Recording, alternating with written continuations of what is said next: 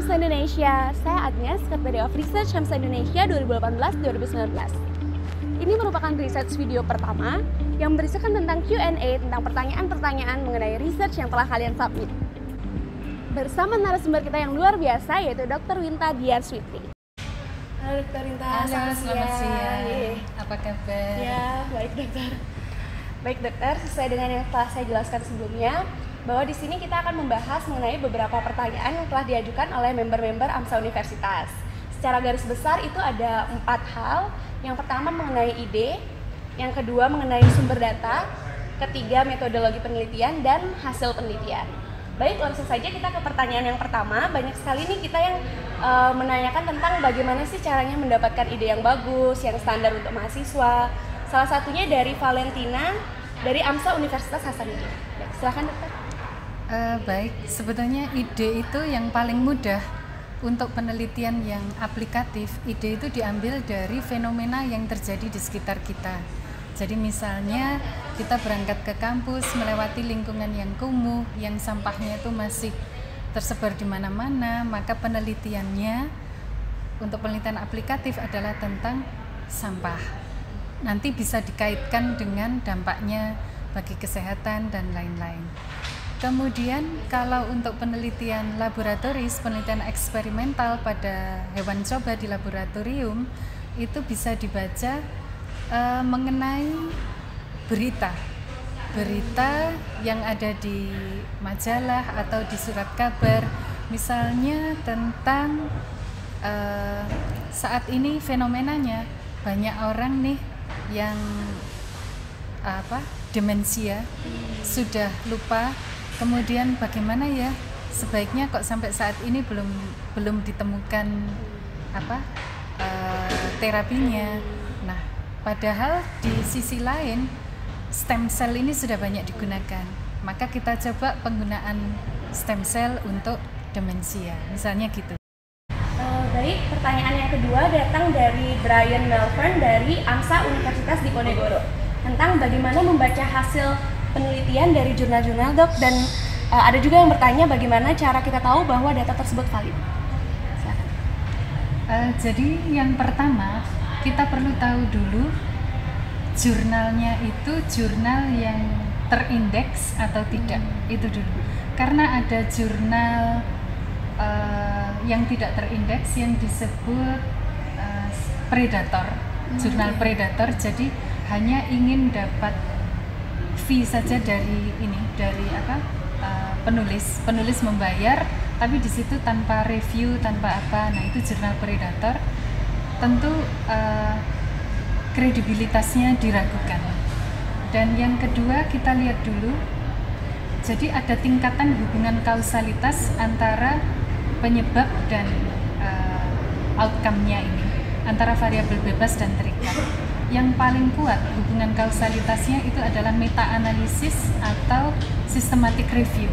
Itu dulu yang paling tinggi kita pilih, di bawahnya baru randomized clinical trial, di bawahnya cohort, kemudian case control, cross-sectional, baru case report. Nah, seperti itu dulu. Baru kemudian kedua kita lihat validitas, reliabilitasnya. Apakah instrumen yang digunakan untuk mengukur itu memang sesuai dengan apa yang akan diukur. Biasanya disebutkan instrumennya apa, validitasnya bagaimana, reliabilitasnya bagaimana. Kemudian hasil dari penelitian itu biasanya dinyatakan dengan signifikansi atau dengan confidence interval, ya, interval kepercayaan. Jadi kita lihat signifikansinya bagaimana dibandingkan dengan nilai alfa. Kemudian confidence intervalnya bagaimana. Kalau confidence intervalnya ini terlalu lebar, biasanya karena sampel size-nya terlalu kecil, terlalu sedikit. Itu juga perlu kita pertimbangkan. Selanjutnya dari Marvin, AMSA Universitas Samratulangi. Tolong jelaskan dok mengenai kriteria inklusi dan eksklusi penelitian, serta faktor-faktor perancu atau bias dalam penelitian tersebut. Jadi kriteria inklusi dan eksklusi itu sudah harus ditentukan dulu sebelum melakukan penelitian. Jadi pada waktu kita menyusun proposal ini sudah harus ditentukan.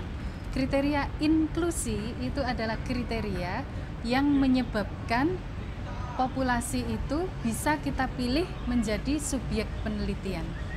Kalau kriteria eksklusi itu adalah kriteria yang menyebabkan subjek yang sudah memenuhi kriteria inklusi ini tadi tidak bisa kita pakai karena sebab-sebab tertentu, ya.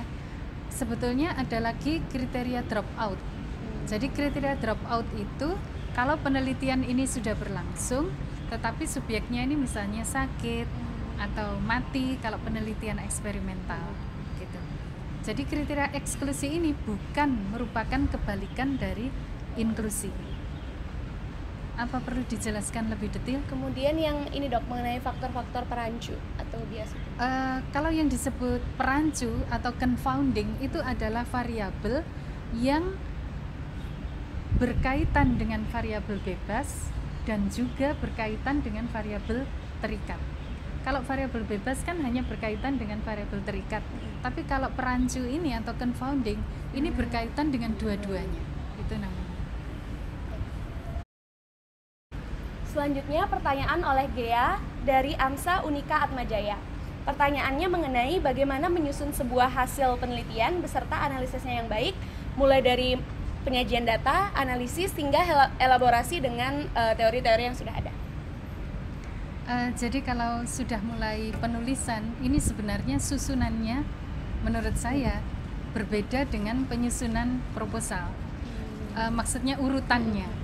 Kalau proposal kan kita mulai dengan judul, kemudian pendahuluan, rumusan masalah, tujuan dan sebagainya. Kalau kita mulai menulis, justru kita mulai dari hasil dulu. Apalagi kalau mau menulis untuk artikel, untuk jurnal ilmiah dan sebagainya, hasilnya dulu diinterpretasikan, baru kita bergerak ke depan. Ya, jadi itu yang depan ini bisa kita sesuaikan dengan hasilnya. Bahkan judulnya tidak harus sama dengan judul penelitian kita. Judul ini bisa kita buat lebih bombastis, lebih hook up gitu. Jadi kalau orang baca judulnya itu langsung tertarik gitu. Jadi dimulai dari hasil dulu, diinterpretasikan, kemudian baru kita bergerak ke depan, baru nanti bergerak ke belakang ke pembahasannya, diskusi dan kesimpulan gitu. Baik teman-teman AMSA Indonesia, sekianlah sesi pembahasan pada kali ini. Kami sangat berterima kasih atas semua yang telah berpartisipasi untuk mengumpulkan pertanyaan-pertanyaan. Kami juga mohon maaf apabila ada yang belum terbahas maupun tersampaikan. Semoga ini bisa bermanfaat untuk kita semua